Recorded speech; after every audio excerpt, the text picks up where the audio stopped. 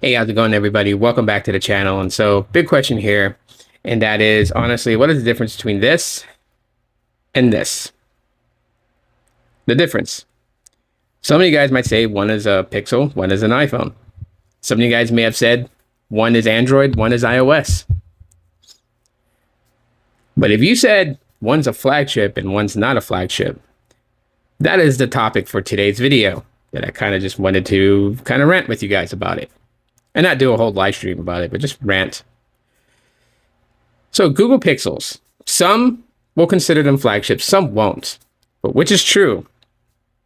That's the question. Are Google Pixel phones flagships? And in the short answer, like I've always said, it really goes by how you define a flagship, your perception of a flagship phone.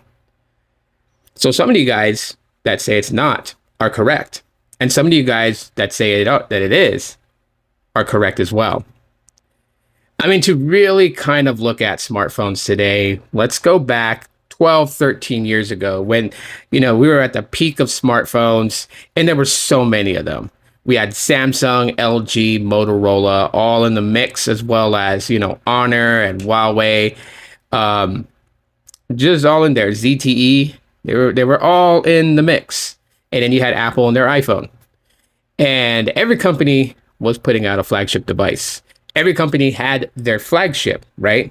Galaxy S was Samsung's.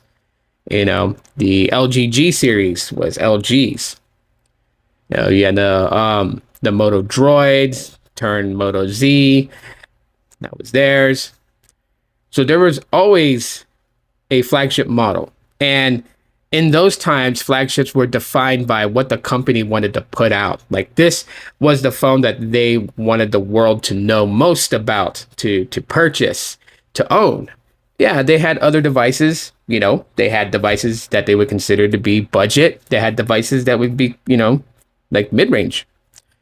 They had it all across the board. Everyone except for Apple. Apple always produced iPhones as flagships only. But only one time Apple ever kind of stepped out of that realm and did the iPhone 5C. And it did pretty good, but Apple just wasn't too impressed with how that went. So they just kind of struck that away, kind of repackaged it in the form of the special edition series, the SE models, which another video, another time. But back then, Google Pixels really weren't around. So you had Nexus, but Nexus was not about hardware.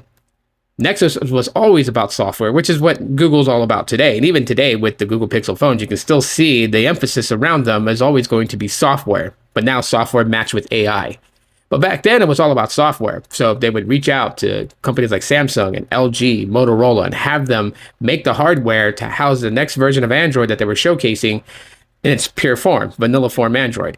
And they put that out there, right? So when you kind of look at the battle arena of flagship devices, right? Every company had something. Even Google was allowed to take their current year's Nexus and throw it in the mix and have it battle it out with all these companies. And even then, vice versa with the Nexus program, because these companies were building hardware for Google to use their software on to showcase the new version of Android, they also basically copped a deal to have an AOSP version of Android that was specific to their flagship device, right? Like HTC. HTC had the HTC One series, and they had two different forms of it. One that had Sense UI, and the other one that pretty much they called like the Google Play Edition, which had stock Android. So in those times, those were flagships. You can look at them and you would know they're a flagship because the company was really pushing those devices. That's what they really wanted people to really gravitate towards. Today, it seems like that flagships are measured by the hardware that's installed in it and who manufactures that hardware. Like right now, one of the biggest things with the Pixel and why some say this is not a flagship is because the Tensor chip is a kind of design copy of the Exynos chip. And I say design copy because too many people reference the Tensor chip as an Exynos chip. It is not. It is not an Exynos chip that they just renamed and put it inside of the Google Pixels. Yes, they are designed and they are based on the structure of what Exynos was known for, which is why that sometimes the performance could be a little lacking and why the modem used doesn't really give you the best connectivity. But aside from that, the Tensor chip is actually designed for what Google wants the Pixel to be able to do. It's not a gaming phone. It's not a powerhouse phone to super zoom shot of the moon. But what it is meant to do is to be able to process photos that's taken from it to look its best, as well as have smart features to make it easy for consumers to use. Those people that take advantage of all the AI features in Google Pixels and utilize it. Some people hardly ever touch their Pixel phone because a lot of things can be done by voice command and literally just allowing the phone for itself to think and understand what you want done and be able to replicate that with minimum effort. That is really one of the core things of a Google Pixel phone. So when I sit there and say that, the Pixel 6a, which, pretty much my Pixel 6a has everything that my Pixel 6 has, minus the fact that this is not made of glass. It is made of plastic and aluminum rail, and this is made of glass front and back. That would be the only real difference between them as far as build, right? And of course, the size, anyone can point that out, and the camera visor bar and all that stuff. But the camera sensors are different too as well.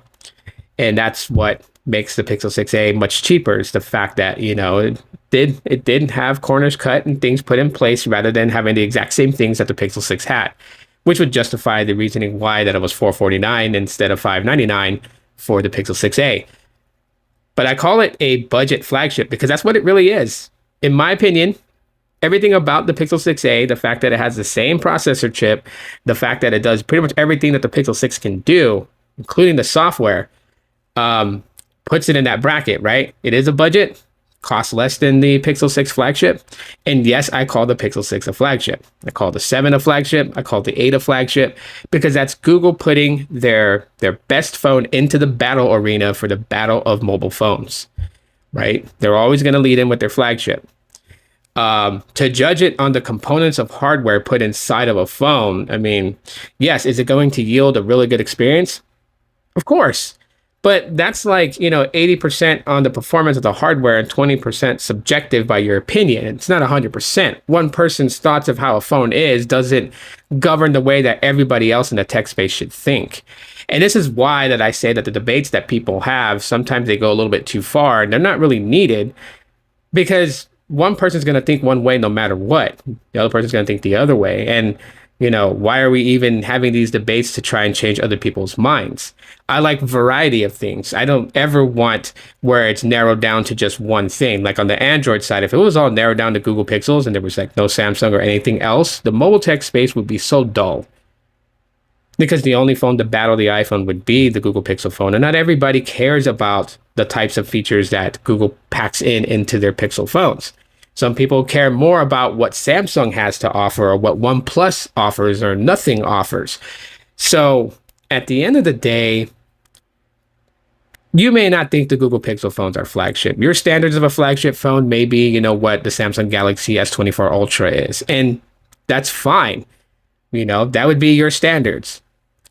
But if other people call the Pixel phone a flagship, what's the point of you haggling in on them to try and disprove it or anything like that? Samsung's not going to walk into your house and hand you an award and say best Samsung fan of all time.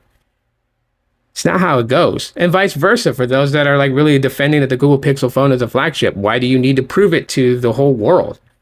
If people want to know, they can pick up a Pixel phone and use it. And I mean, use it, not you get a defective one, so that pretty much governs your entire thoughts of Google Pixel phones. So, that's the same thing when people bought the $50 phones from Cricket and literally used that and said, oh, all Androids suck because they're laggy and all this other stuff.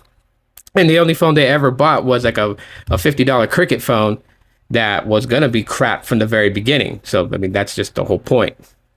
So with that being said, I would say to a lot of people, let's not have these debates.